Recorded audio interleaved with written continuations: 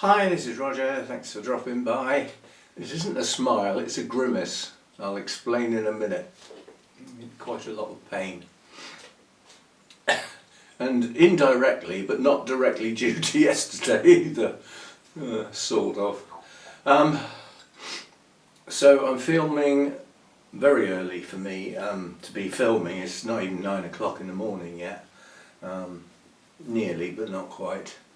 Reason is I need to sit down for the rest of the day in the main. Can't stay sat down forever, can you? Well, there's one place you could stay sat down. No, we won't go into that, too early in the day. Anyway, one thing I did notice is normally at this point I would do shout outs to new members, which is always nice to have. Unfortunately, we've got to do the opposite today because I've lost the YouTube member. Now, I would never, although I can work it out who's gone missing, I would never do that. People have their reasons. They could be financial, there's all sorts of reasons. And it's not for me to even question. If somebody feels they can't carry on, that's fine. I appreciate what they did up to that point. So, yeah. Yes, so no shout outs, no new members, and one down on the YouTube side of the equation rather than the Patreon side. You can tell it's early, can't you? I'll get me worms out. Anyway, yesterday, in the main, went without a hitch. The journey was predetermined. I'd already done maps and looked at the way I was going to go and everything, so I hate sat nav, so I didn't have to have a sat nav or anything. I could have done with a shotgun at one point. Anyway, the journey, most of it was the same as if I was going to Burnham's, which meant I went past my normal breakfast stop, and the first bonus of the day, I left a little bit earlier here, mainly because I was ready. And I thought, well, if you're ready, get on and go. You never know if there's going to be a hold-up, an accident or something with a big queue of traffic. You never know, so I thought I'll get on and go. But I don't necessarily need to drive in that sort of, I need to get going sort of mood because I've got a timer on me. So I just poodled along most of the time, clear roads because I'd left that a little bit earlier. The main places where there are generally hold-ups near to me were clear because it was early enough in the day, it was straight through. Past the airport and places like that. So anyway, I got to my breakfast stop, and just up the road from the breakfast stop is a garage, and I could see the lights as I was about to pull into the breakfast stop, and I thought that petrol's quite cheap. I'll top up. Because I needed to drop some time, as they open at 9 where I get my breakfast, and it's 20 to 9. I thought, I don't want to sit for 20 minutes, so I'll lose a little bit by going to the garage and topping the car up. So I did that and got back, pulled in, only one other vehicle in the car park, which was a van. The driver was sitting cleaning his teeth, so I presume they'd slept in it. You don't ask, do you? Anyway, so I backed into the space nearest where I could, get to the door. I thought it was a luxury to even be able to park near the door. And blow me, I'd been there less than a minute, and a young lad ran out and took the close sign down and turned it round, and it said open. And then the one on the shop turned to open. The one on the cafeteria, open. I thought, we'll have some of that. So basically the two guys in the van got in front of me, but that was it. So I got in there, so I was out and back on the road at 9:10, whereas normally I'd only be getting my meal, literally. Brilliant. So I got on the road a lot earlier and a lot better, and I made absolute excellent time to the point where I turned off the A30 onto the A road that took me to RHS Rosemore, and there was this bus. This is now a typical Devon road. sudden bends, you know, real, like, you know, sudden bends. They don't expect you to be driving fast enough for it to be a problem. Ups and downs where you can't see where the road goes, you come up to the brow of the hill and there's an immediate right turn. So I'm now on dodgy road that I don't know, so you have to take it easy. But behind the bus you can't even see the road in front of you. So we followed the bus until eventually it pulled into a bus stop. Well, it didn't pull into the bus stop, but it stopped. You know, and you sort of think, can I get past, can I get past? And I eventually did. But that road was a lot longer than I thought it was. What I thought was going to be about 20 minutes turned out to be 35 minutes. So instead of getting there about 10:15, it was gone 10:30 by the time I got there. Now the show itself was very good. I must say, it was organised by Devon Orchid Society, the event, and Trey Saunders, who we've got talking, he's doing a talk for us in November, our November meeting. Now I've known Trey for years, he's a nice guy, Australian originally, but we don't hold that against him. Yeah, so he organised the two foreign traders to come in, one from Ecuador and one from Taiwan. And the reason they were at this event was because they were meant to be at the NEC event earlier in the year, you know, the Gardeners World Live thing up in Birmingham. They were meant to come for that, but they couldn't get paperwork done in time. There were so many hold-ups with CITES, and it just seems to be that that is put there to cause trouble, because it's not doing the job it was supposed to do. It was supposed to stop people stealing orchids from the wild, and it fails to do that miserably. The only time it might succeed is if somebody tried to import an orchid that had never been done before. So there was no register of this particular orchid, which meant technically it's been taken from the wild, otherwise it would have been registered somewhere, sort of thing.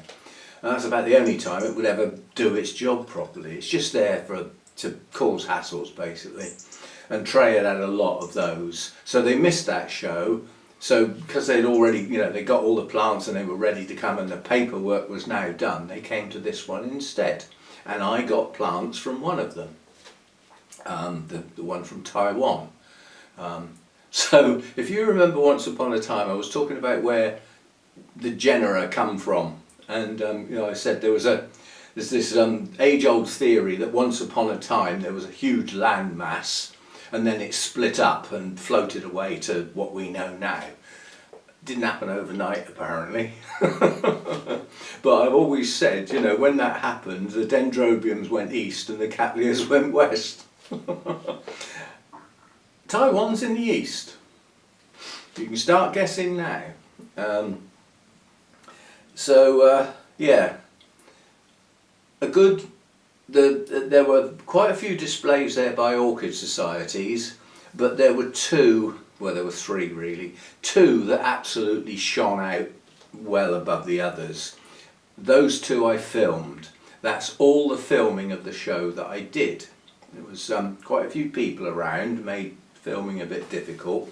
I'm not too keen on filming the traders nowadays, mainly because their display is virtually the same every time, you know. So you could have a look at a video from 3 years ago at Burnham's at one of our shows, and then, you know, we got another show in a couple of weeks' time. The display will be virtually identical.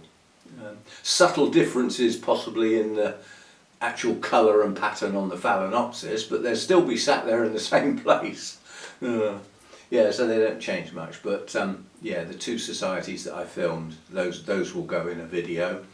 And I tried filming round the gardens, RHS Rosemore, but unlike Wisley and Kew, not that I've been there for many, many years, it doesn't lend itself very well to filming because it's small compartments. You know, you've got little narrow pathways, and then there'd be a little entrance through a hedge into a little small area, and then there'd be a little pathway through there into another small area. It was all And when you're trying to film, you need room, you know, otherwise everything's a close-up and you don't get an impression of the gardens themselves. So I had to walk quite a long way to find the lake. Where is the water? Well, you look round and you think, oh, the land heads downwards in that direction. It's got to be down in the hole, hasn't it? It's not going to be on the hill. So I managed to find the lake and got a few nice vista shots with some nice autumn colours. So there will be a short video of the clips I took of the gardens, but it's not really representative.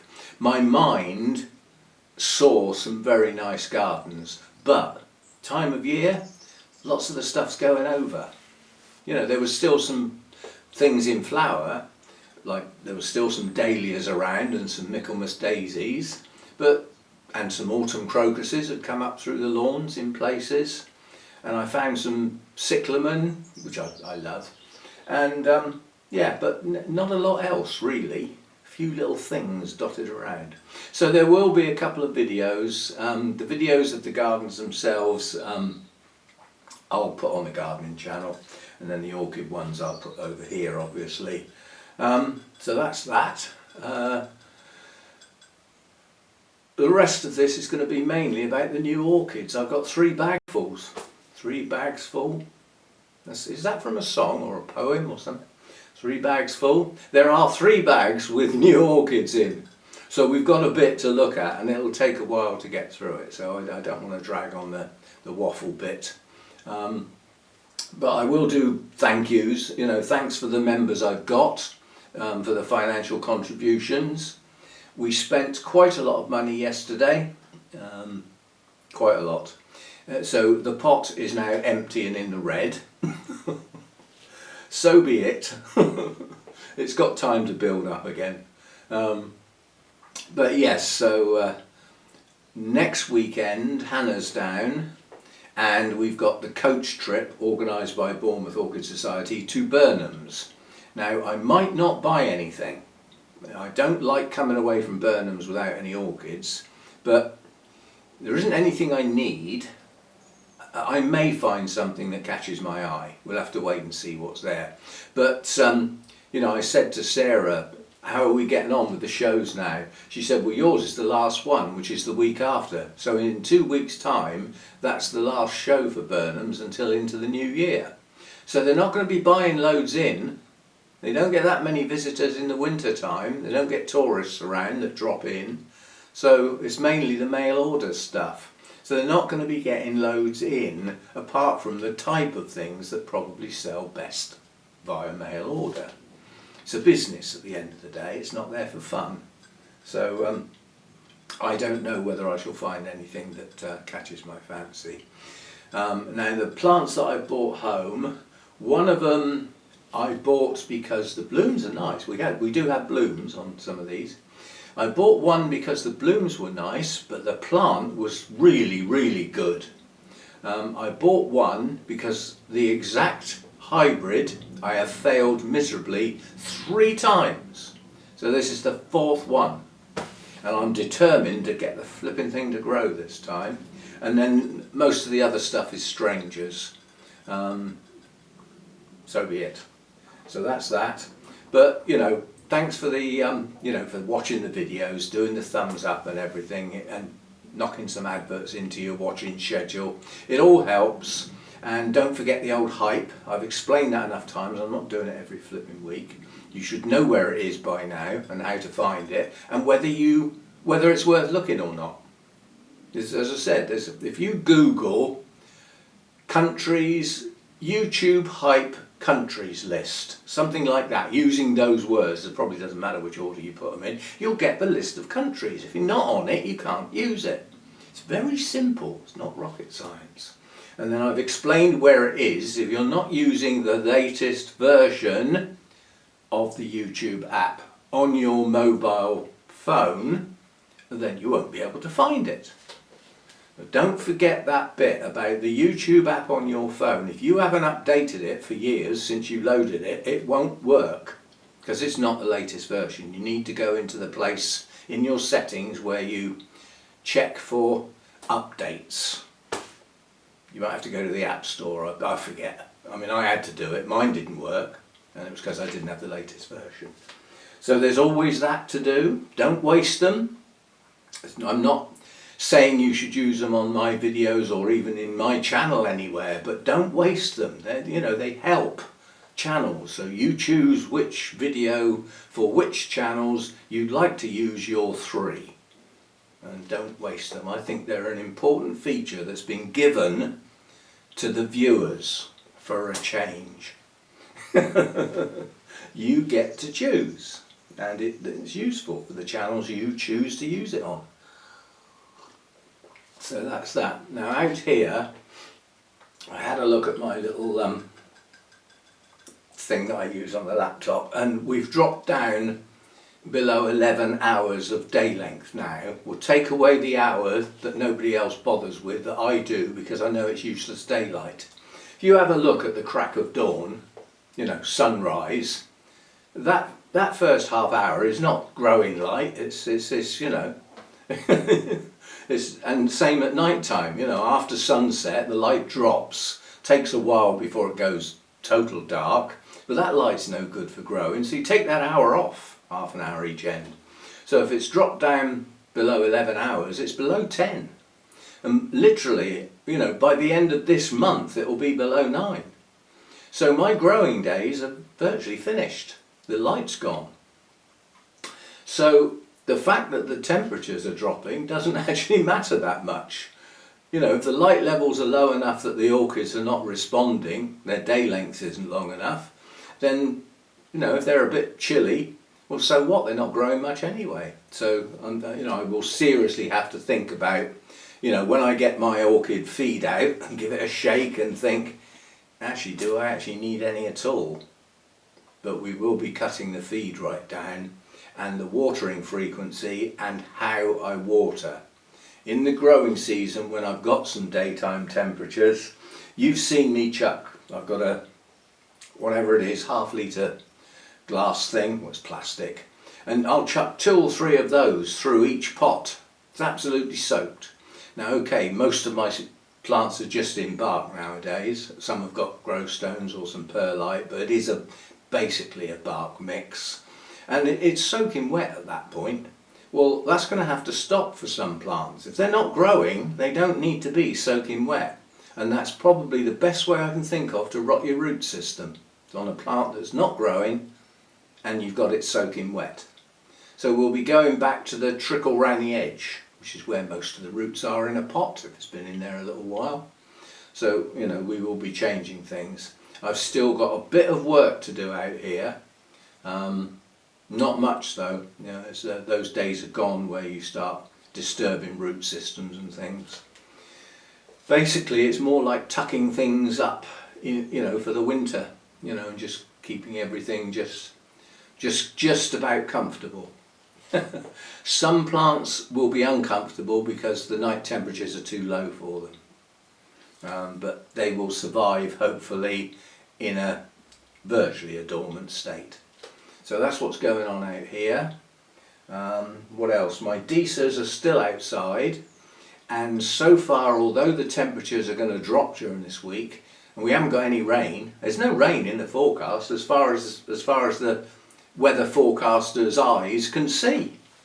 So on top of a ridiculously dry spring, a really, really dry summer with heat waves, we've now got a dry autumn.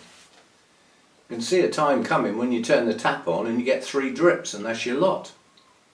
Just no rain this year. I mean, up north they've had a lot more, but down here on the south coast and certainly up the east of the country, just no rain. I bet Wales has had a lot.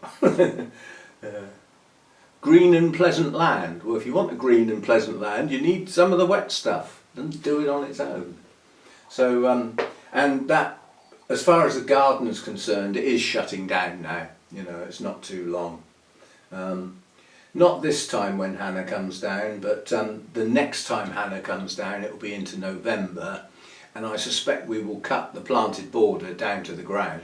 We'll just take everything down to the ground, clear up the mess, do that big hedge, because that hasn't been done, get that all that side of the garden all done and finished, all bagged up, ready to go to recycling centre and closed down totally for the winter, so that all the bulbs have can see the light of day, basically. Except for the fact that we will then get 3 tons of oak leaves come down off that flipping oak tree. But I'm going to try and keep on top of those this year and not let them rot down into that border. So I've got a leaf blower. All I've got to do is plug it in and I can whoosh those leaves straight up the alleyway up to the end, off of the garden, so that they don't necessarily rot down there. And that leaf blower will clear up the patio area, planted border, even the area out there, the gravel beds and everything. I can still blast the leaves like up under the bamboo or something. So I don't care if that doesn't grow very well. I'd rather it stop growing altogether. So that's outside. But I mean, like this week, I will have to get the watering can out. I will still have to put water in these garden tubs and certainly in my bonsai. There's no rain, nothing. Now I did have a relatively short period where there was enough rain now and again to actually stop watering out there, but we're back on that with the watering can again. Now I have a cymbidium that's opened, but the blooms aren't fully open yet, so I'm going to save that because we've got new plants to do. But the only other one with the spike with buds on, which you saw in the everything in bloom, is now opening. Did that while I was away yesterday. Right, so what I'm going to do, I'm going to turn the camera round pointing at the table and take the bags off the table, because there's lots of things sticking out the top of the bag. So it takes away the surprise, doesn't it? And then I'll pick the bags up one at a time, we'll get the plants out and have a look, and then I'll find somewhere to put them. There's a number of mounted orchids here this time as well. So they're not on bark, of course, imports. You'd have to get CITES paperwork for the bark. Crazy. Some guitars now can't be imported from the EU. I mean, there's a really big company in Germany that you know, you can buy virtually any instrument, and certainly the selection of guitars is incredible. But a lot of them can't come into this country because of the wood they've used. It's been dried out, cured and built into a guitar. I don't think it's going to have loads of bugs coming out and killing our trees, is it? Stuff and nonsense. Right, so I shall shut down, get myself set up here, and we'll finish up with looking at the new plants. I'll be back. Okay, so I'll get each bag up here in turn, and then we'll get the plants out and have a chat about them, have a look at them obviously, and a chat about them, where I got them from and all that sort of stuff.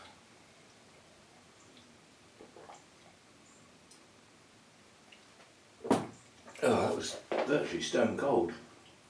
Right, this is the first one then. Now this one was bought on a whim, so I don't like not getting anything from Burnham's, and so this came from Burnham's, this one, and it's not unusual or anything like that, but it should be a good show, but the blooms aren't open yet, but it's a mass of buds. So we'll have a look at this one first. There was one that was actually in bloom. They had quite a few of these for sale, so they obviously imported them recently. That will be from the mass producers. So we have a Nobly hybrid.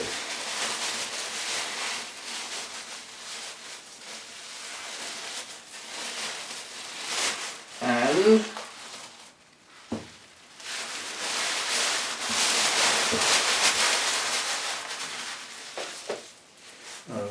as I say, I'll put all the rubbish in the bag, but the bag's not empty yet. So it's a nice plant. It's got two lovely strong new growths that are still growing. It's got two older canes that are full of buds. It's in the cocoa fibre stuff, so it's a matter of just not keeping it too wet. And this has got a name. It's actually a Nobly hybrid with a name. It's Bouquet Purple Rain. It's one of those that's basically quite a lot of purple with some white and some yellow. So it's quite attractive. They're not huge, and these should be open over the next week, maybe over a week. But yeah, and in 2 weeks' time we've got our Wessex Orchid Society show. Now this is a non-competitive show. So you don't have to have owned the plants for 6 months. They just want to put on a good display. So as long as this has got at least half the blooms open, this can go to bump up the display. I'll just have to get a little note to put on it, do not judge. Because even though it's a non-competitive one, they still put awards out, like cultural awards and best in show, those sort of things, best hybrid, that sort of stuff. So I just have to make sure that ones that I've got today don't get judged. Right, so that's one. And then we've got another little bag here.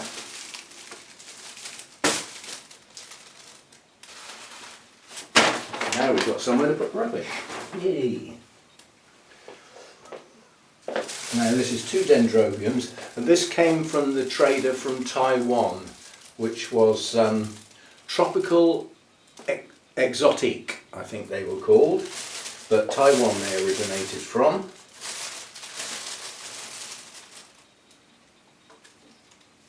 But they haven't got the company name on the tags. Now one of these is a replacement, because the last one I had, although it wasn't a bad plant, I didn't look after it properly.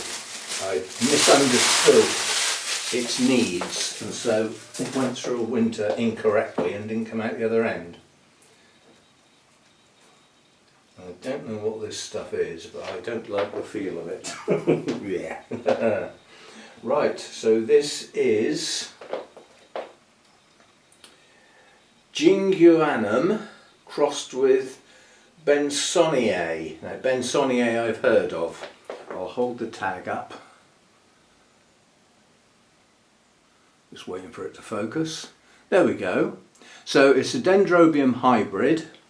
It's mounted on one of these little bits of plastic. It's a pendulous type, yeah. It's got no buds on it, and obviously it's a young plant that's been grown on. You can see the progression of the canes getting larger, and it's up to the point where it's produced a large cane this time round. It's finished growing, it's got its terminal leaf, and at least one yellow leaf was in the bag, so it looks like it might be annually deciduous.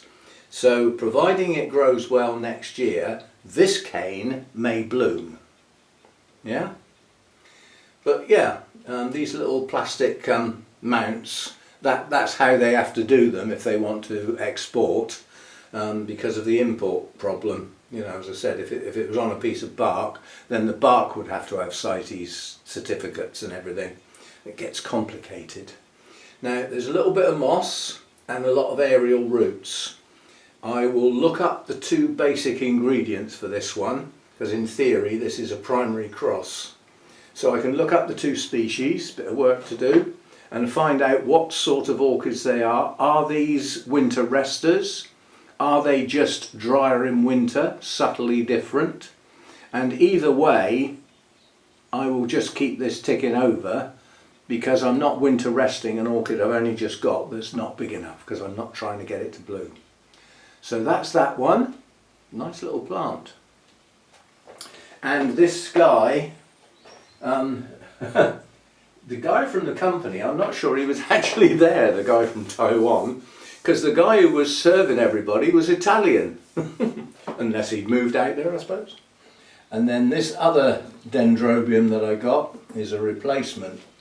And it's annoying that I've had to get a replacement, but I'm determined to get one of these to grow. Now this is Trigonopus.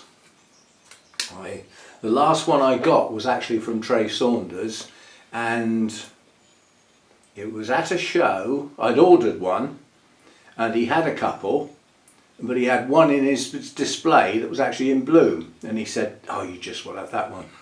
So I came home with one in bloom, and it didn't make it through the winter. And the reason it didn't make it through the winter, it stayed too wet. Now I've got to go very careful with this. It hasn't got many roots, but it has got some. None of them are actively growing. Effectively, this plant, in my environment, has now shut down. So it's not going to get much water at all this time. We've got moss to cater with. Now obviously if I water like I water my mounts back in the season, you know, that would get absolutely drowned with water, pouring it over until that moss was soaking wet. It's not getting any of that. And I think we might even be going to get the sprayer out so that that can have a mist, not a water. I'm determined to get one of these to grow and bring one into bloom. So that's that one, both from the same supplier. So that's those two. That's what I bought from that guy. It's a bit complicated because they can do cash, but they can't do cards. So what Trey had arranged was, they were there, Trey was along the end and the other one from Ecuador was across that end. And what Trey had arranged with this guy was that he would key them into his system and get a total, and then Trey would take the card payment for that total. So that's what we did. Of course, my first payment didn't go through, did it? It went through the second time, thought that we don't want a trouble with a card again. Right, so that's that bag. Next, what should we have next? Let's have this one.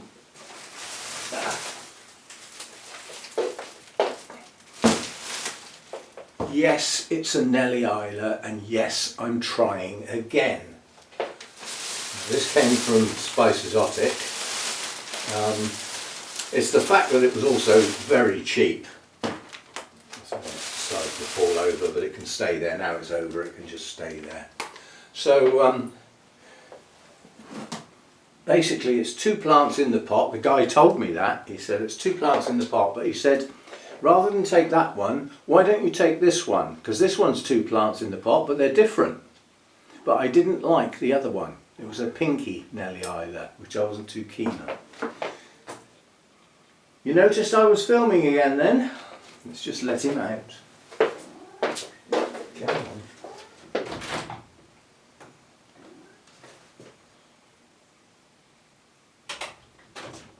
Half the time I don't think he actually wants to go out, it's just a habit. He wakes up from a snooze and goes, what shall I do now? Oh, I know, I'll go out. Then he gets out there and sits down and thinks, now, why did I come out here? Well, he's like me, he's getting old. Right, so we should be able to just slice this down.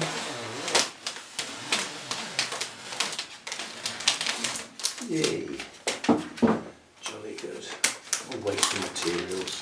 Still, they got to transport them, they don't want them bashed about. Right, so 2 plants in the pot, so at some point it will get repotted. And again, I know what I've done wrong with the old ones. 2 things. First one is not getting on with the repot, leaving them in the media. Yeah. The second reason is staying too wet. There's a lot of odontoglossum in Nellie Islas, and they like to be just moist, like my other odonts. They do not like being wet. It's the quickest way to lose your roots. Now I chose this one because it's got 2 spikes in bloom with buds still to open. This is Nellie Isla Red Velvet. I don't need to look at it because it's, as I said, it's one I've had before. And the second plant in the pot has got 2 spikes that are developing. So it's going to be in bloom a nice long time. But because it's in that cocoa fibre stuff, it's got to be watered incredibly carefully. And I can already see it wobbles a bit, so it probably hasn't got very good roots. But it's staked to hold the blooms up, and it's the stake that's holding the plant still. So it's a little bit of a cheat, because you think the stake's there to hold the spike, when in fact it's also holding the plant. But the second one with the developing spikes, hasn't got any stakes on it, and that's not too wobbly, so maybe there are some reasonable roots. So anyway, that's Nellie Isla Red Velvet. I've always liked this one. I was chatting to who was I chatting to? Oh, Zuza, Spice Exotic Plants. About it was actually the guy, but Spice Exotic anyway. And I said that once upon a time there was a yellow one, because they had an orange one. He said, yeah, they managed to breed that yellow one, and they cloned it, and it appeared, you know, lots of people imported it. It appeared in lots of different places, and they haven't done it again. So if you've got one of those and it's survived, you've got quite a rare Nellie Isla, because the cross hasn't been reproduced. So I had one and lost it. I got mine from Lawrence Hobbs and it had no roots at all. That was at one of our shows.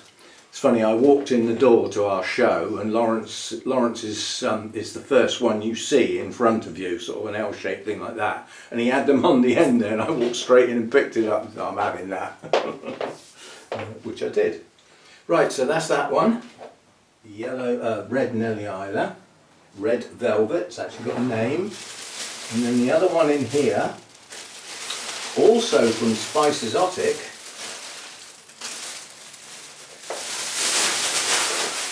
it's a dendrobium, and it's in bloom. I can already see signs of flipping mealybugs.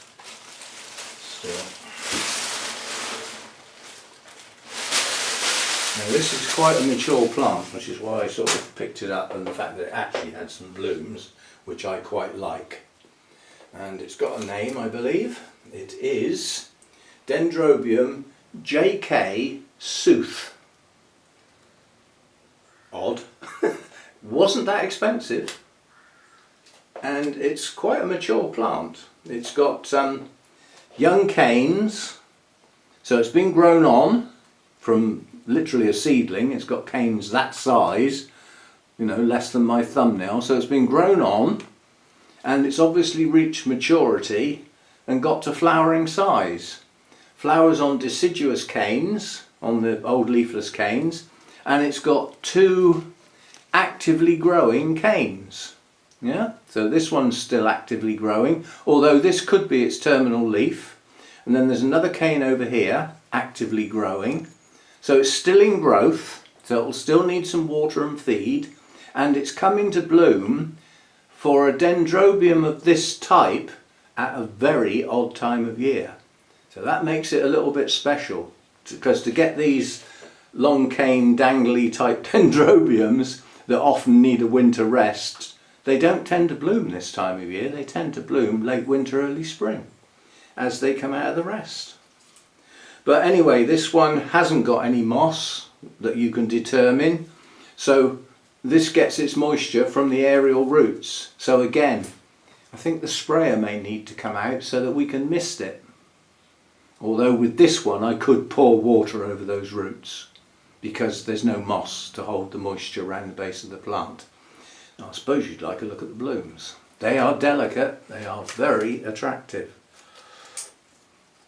And I haven't seen anything that colour before. Lovely, delicate. It reminds me of my prima donna, apart from it's not a nobly shape. But that nice colour in the lip, that nice yellow, that's what attracts, you know, I like my reds, oranges and yellows. So that's what the blooms look like. It's two spikes, one with a single bloom, one with double blooms.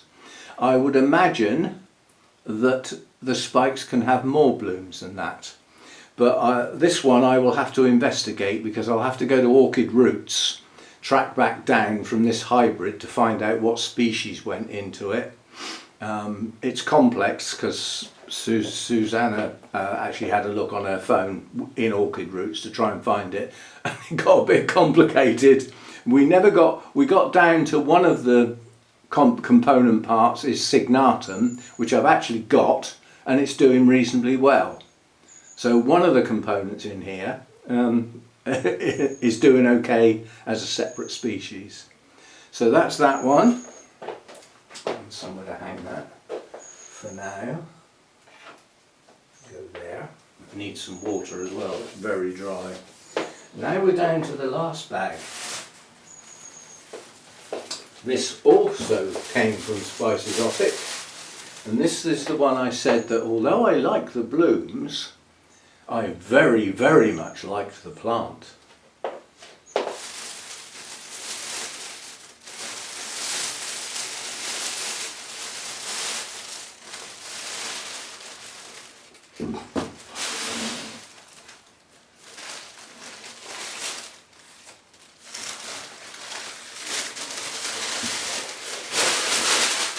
What we've got here is a gigantic Paphiopedilum. That's the blooms, and they're big, very big. But look at the plant. It's got very slightly mottled leaves. I have to get back. It's a giant of a plant, and it's got 3 new growths on it that haven't even bloomed yet. So it's very, very actively growing, and it's already a substantial plant. So this attracted me straight away. And on top of all of that, it's actually got a name.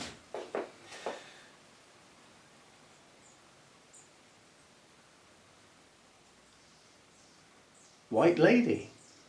That's a very appropriate name, quite honestly. So we've even got a name for it. But yes, it's got a new growth here, another one here, another one here. So that's 3. There's a cluster of new growths there. And then if I come around the other side of the plant, have we got another one? No. Yes. There's one here. This one's quite mature. 1, 2, there's 4 new growths on this plant, as well as the 2 mature growths that have actually produced the 2 blooms. That is a good plant. That was the most expensive plant. If Lawrence Hobbs had been selling that, that would have been 50 or 60 quid. And if, what's his name, Mark Turner had been selling it, it would have probably been 80 or 90 quid. So I paid 30 for it, and I was happy to do so. Gorgeous. So there we go. Those are they. That's what we got. I've now got to update my notes and include, introduce all these new plants in. This one, in the not too distant future, will be gently lifted out of the pot to see what's going on. But I would imagine with the growth that it's doing, it's got roots. Whether it's a good root system or not, I don't know, but it's got to have roots to be producing that amount of substantial growth above ground. And then what I'd like to do is, if I can get it out of the pot without disturbing it too much, is put it back in a clear pot so that I can see what's going on. So that'll be the work on that one. The mounted orchids, no work to do on those, just find a place for them. And keep my eye out for the impending doom with the mealybugs. I'm going to get them. I mean, I've just taken 2 off of that dendrobium now. So they're going to be there. So I'll get the spray on them straight away. I won't need to do it for the 2 orchids that have come from the seller from Taiwan, because there's no way they'd have got through all the processes to get them here with a bug on them. So those are okay, but that dendrobium from Spice Exotic will need one. And it's one that they grew on. So it's one that they got in that didn't sell initially, so they've kept it and grown it on and got it to flower. So they've had that one a while. So it's, yet again, more likely to have mealybugs. There's no sign of any bugs on the path. That one looks okay. There's no sign of bugs on the one from Burnham's. So that should be okay. So the thing is, with most of the plants like that, that's come from the mass producers in the EU, Germany or Holland. And as such, we'll have had the paperwork and the checks done when it crossed the channel to get to the UK. and Burnham's won't have had them long. They shift them through relatively quickly, so it probably hasn't had long enough to pick up any bugs. So there we go. That's what I got. Update my notes, get that into a clear pot if I can, and check the roots while we're at it. I may do the same with the Nobly, but I can cope with that one in the media it's in until it's finished growing, when it settles down, because those two new canes are pushing on. But I don't see any signs, do I? Let's have a look. Yes, there are new roots. The base of this cane here has got new roots. I can even see a green root tip. So I might even repot it, even though it's in bud and not in bloom yet. It won't hurt it, as long as I don't mess the roots about too much. We shall see. I might just leave it and let those roots develop in that media and just hold fire on the water, keep it relatively dry. So anyway, that's what I got. I spent the pot, it's all gone, and some. Mind you, some of yesterday's expenses, I mean, I topped up the petrol in the car. Well, I'd have done that anyway at some point. Okay, I used the fuel to get there and back, which I wouldn't have done if I hadn't gone to the event, but it was a nice day out. The money I spent on my breakfast with my really nice coffee, that I wouldn't have spent if I hadn't gone on the trip. So I include those as part of the day out, if you see what I mean. But the day out's sole intention was for me to go somewhere new, have a look at some traders that I probably will never see again, although they might turn up at the NEC next year.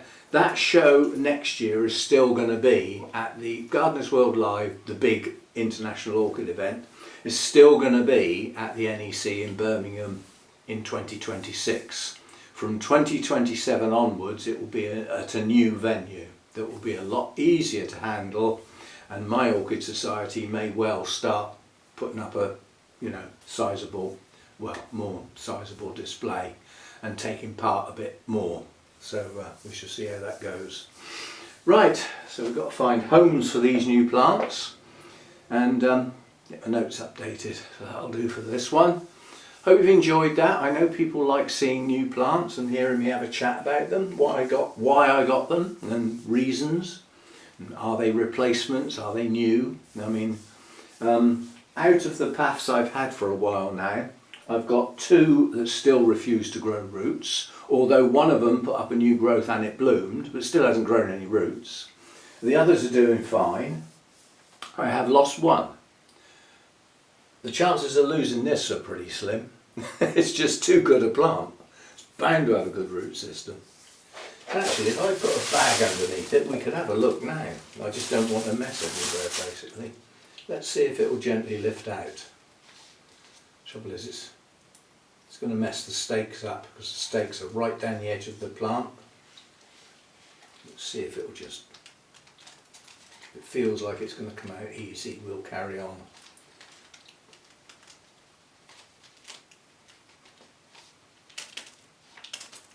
Oh, we've got a pot full of roots, absolute pot full of roots. So we may well be able to lift that out, and that mass of roots down, especially around the edge of the pot, will hold most of the bark in place, which means hopefully we can slide it into a clear pot. Right, that's me done for the day. Thanks for watching and everything. Don't forget that thumbs up. Don't forget to use your hypes, those of you that can.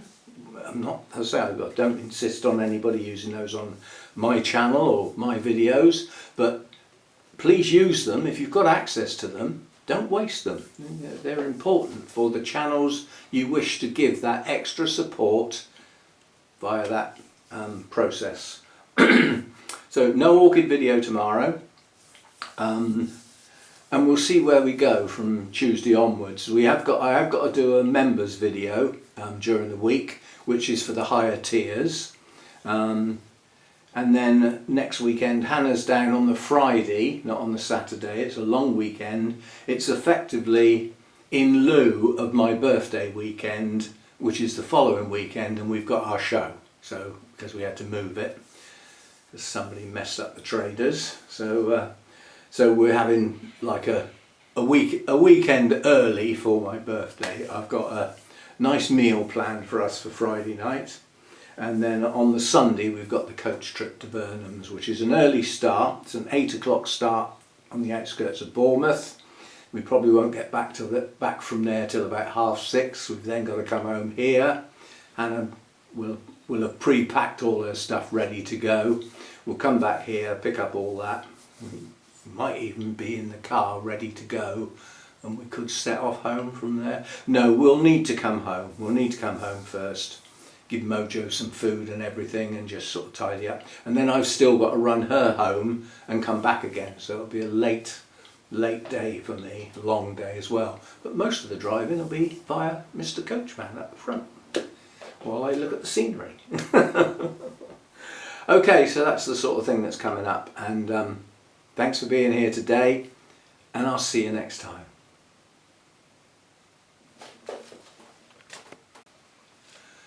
The bit on the end, this is the bit that I was going to lead into at the beginning and then didn't get there.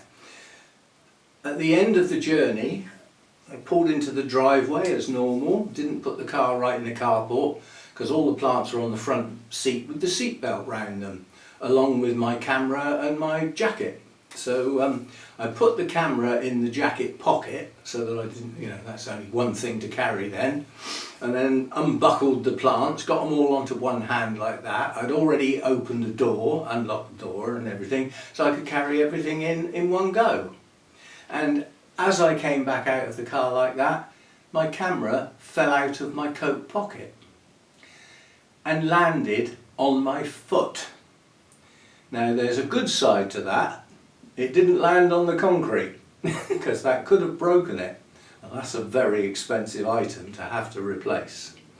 If I ever have to replace it, I won't be replacing it with an item that cost. I'll replacing it with one about a quarter the price, because the technology has advanced so much over the years since I bought that. I could get the same or better specification for far, far less money. But I'm sticking with this one while it lasts. But anyway, it landed on my foot, just at the base of my big toe. It's very badly bruised and slightly swollen. I don't think anything's broken because I can bend my toe, but I'd rather not because I have to talk about it when I do. I've rubbed some of that cream I got for my back when my back was bad. I put some of that on it as a painkiller, and yeah. The trouble is, if you think what happens to your foot when you take a step, as you move forward and that foot goes behind you, it does that, and it hurts like hell. So actually walking is a limp job. It's actually, and it's very uncomfortable, which is why I said I'm hoping to spend most of the day sat down, not walking about. It hurts a lot. So hopefully it will sort itself out. I suspect we will get some multicolours on it. Being on blood thinners, you tend to bruise a lot easier. But that camera's not a lightweight, and it fell from there straight onto the base of my toe, and I don't know which bit of the camera actually hit my foot, but it opened and the lens cap fell off. It was enough of a jar to sort of do that to it. I was worried to death that the camera was broken, but everything so far seems to be working fine. It records. I downloaded the clips from yesterday, so that function works. Everything seems fine, so luckily. But yeah, we've got some ouch stuff for probably a couple of days. I don't know how long, I've got no idea. But sitting down and not walking about is going to rest it. Standing is okay because I'm not bending. I'm not bending my foot. It's the walking that hurts a lot. So we just got to do as little of that as possible. So a lazy time imposed, not voluntary. Anyway, I just thought I'd tell you that.